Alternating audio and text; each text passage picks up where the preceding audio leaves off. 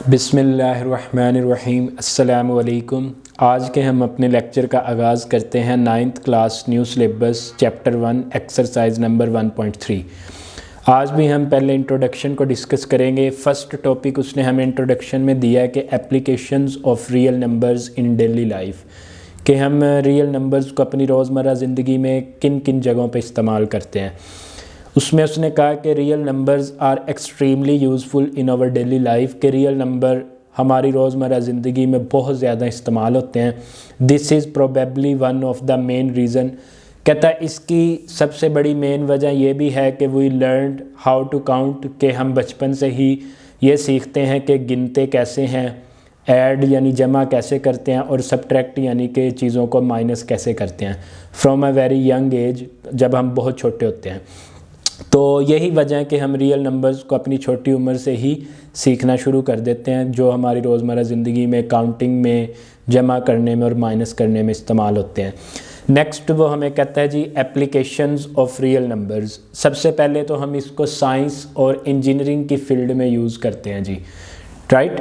तो साइंस और इंजीनियरिंग की फील्ड में रियल नंबर्स कहाँ कहाँ पे इस्तेमाल होते हैं। कहता है in science and engineering real number used physics में होते हैं जी, मैकेनिकल सिस्टम्स में होते हैं। मैकेनिकल सिस्टम मतलब जो मोशन वाले और फोर्सेस वाले ऑब्जेक्ट्स होते हैं, और जितने भी इलेक्ट्रिकल सर्किट्स होते हैं, ठीक है। दूसरा रियल नंबर का जो यूज़ है वो मेडिसन और हेल्थ डिपार्टमेंट में होता है। तीसरा जो रियल नंबर का यूज़ है वो इन्वायरमेंटल साइंस में होता है। इन्वायरमेंटल साइंस में हम क्या करते हैं जी, क्लाइमेट मूडिंग करते हैं, कि हम अपने माहौल को चेक करते हैं कि आज मौसम कैसा है, कल कैसा है, और जो गुजरा हुआ कल है उसमें कैसा था। पोल्यूशन मॉनिटरिंग करते हैं, हम ये चीज़ चेक करते हैं कि आज हवा में कितनी नमी है, कितना पोल्यूशन है, और ये सारा कुछ, राइट। तो नेक्स्ट हम जी कंप्यूटर साइंस के अंदर रियल नंबर्स को यूज़ करते हैं। कहता है इन कंप्यूटर साइंस एल्गोरिथम को डिज़ाइन करने के लिए, डाटा को कंप्रेस करने के लिए, और इसी तरह ग्राफिक रेंडरिंग के लिए भी हम रियल नंबर्स को यूज़ करते हैं। नेविगेशन और ट्रांसपोर्टेशन सिस्टम के अंदर इसको यूज़ किया जाता है। जीपीएस ट्रैकर, जैसे आप लोग कहीं पे जाते हैं तो गूगल यूज़ करते हैं, तो वो हम किसके बिहाफ पे कर रहे होते हैं, पीछे जो मेन कोडिंग होती है वो किससे की होती है, रियल नंबर से की होती है ना।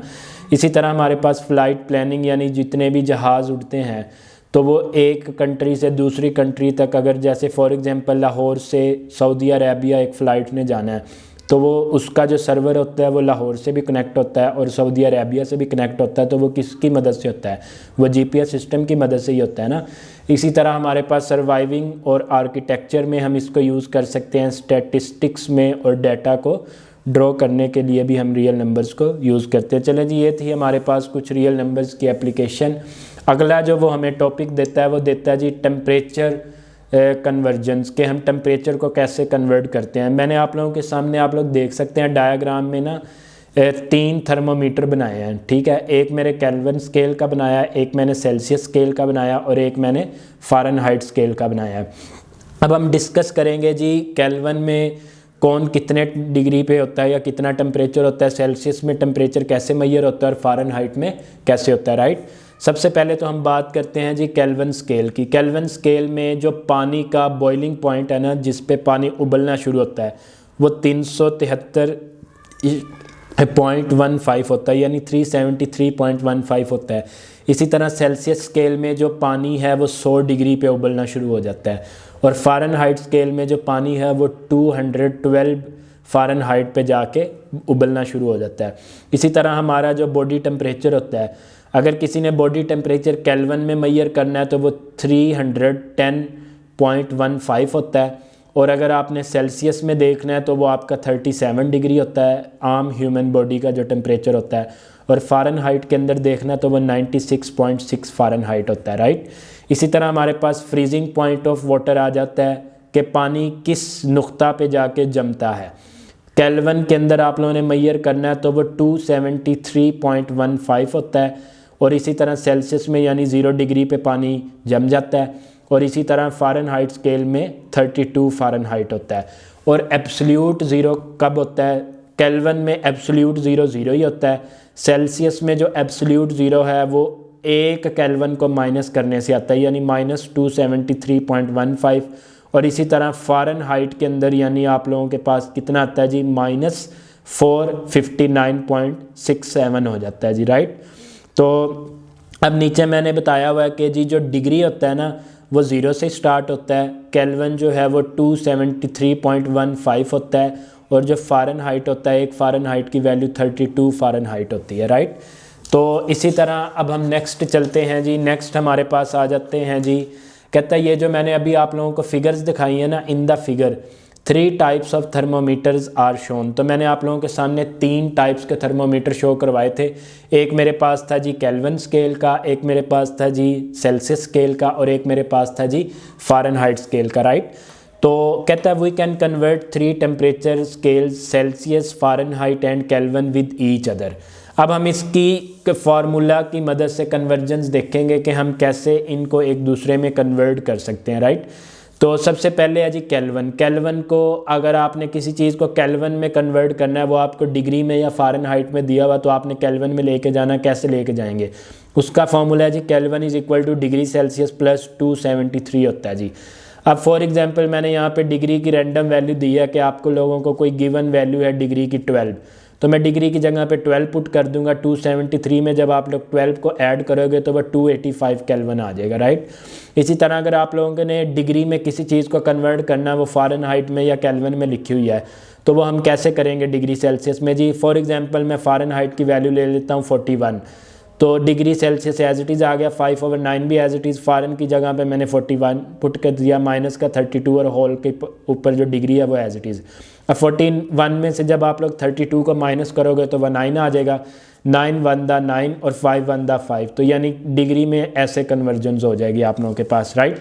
इसी तरह अगर हमने फ़ारेनहाइट के अंदर किसी चीज़ को कन्वर्ट करना है, तो उसके लिए हमारे पास क्या फॉर्मूला है जी, 9/5 इंटू डिग्री सेल्सियस प्लस 32। तो आप लोग डिग्री सेल्सियस की कोई भी रैंडम वैल्यू ले लें, जैसे मैंने 5 ली है, तो मैं अगर यहाँ पे 5 पुट करता हूँ डिग्री सेल्सियस की जगह पे 9/5 और प्लस 32 एज इट इज़ आ गया, तो 9 को 5 से मल्टीप्लाई करते हैं तो 45 आ गया, और डिवाइडेड बाय 5 प्लस का 32, 45 को 9 पे डिवाइड कर देता है तो 9 + 32 आ जाता है, और फ़ारेनहाइट यानी 41 आ जाता है। ये थी जी हमारे पास इसकी टेम्परेचर कन्वर्जन्स के, आप लोग कैसे टेम्परेचर्स को कन्वर्ट भी कर सकते हो, राइट। नेक्स्ट हमारे पास जो उसने अगला टॉपिक दिया वो है जी प्रॉफिट एंड लॉस के ऊपर। अब प्रॉफिट हमें कब होती है और लॉस कब होता है, ज़ाहिर सी बात है, अगर आप लोगों ने एक चीज़ 2000 की ली और उसको 2500 रुपये में बेच दिया, तो आप लोगों को उसके ऊपर कितनी प्रॉफिट आई जी, 500 रुपये आई। इसी तरह अगर आप लोगों ने कोई चीज़ 1500 की ली थी और उसको 1200 में बेच दिया, तो आप लोगों को कितना यानी लॉस हुआ, कितना नुकसान हुआ, 300 का। तो यही प्रॉफिट एंड लॉस है जिसको हम रोज़मर्रा ज़िंदगी में भी तजारत के अंदर यानी बिज़नेस में इस्तेमाल करते हैं। कहता है द ट्रेड में अर्न प्रॉफिट और लॉसेस। कहता है जो तजारत होती है वो या तो नफ़ा देती है या नुकसान देती है। तो profit and loss are a part of business.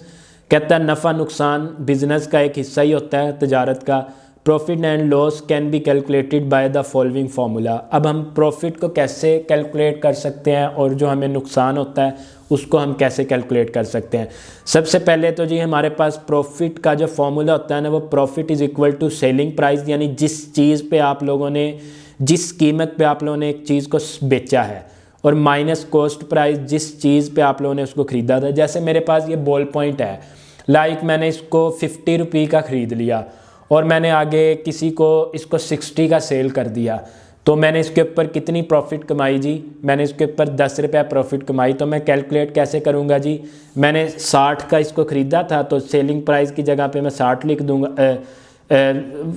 मैंने 50 का इसको ख़रीदा था और मैं बेचा कितना, सेल मैंने कितने का किया था जी, 60 का किया था, और मैंने लिया कितने का था, 50 का। तो 60 में से 50 को माइनस कर देंगे तो कितना बच जाएगा, 10 बच जाएगा। तो ये इस तरह हम क्या कर सकते हैं, अपनी प्रॉफिट को कैलकुलेट कर सकते हैं, राइट।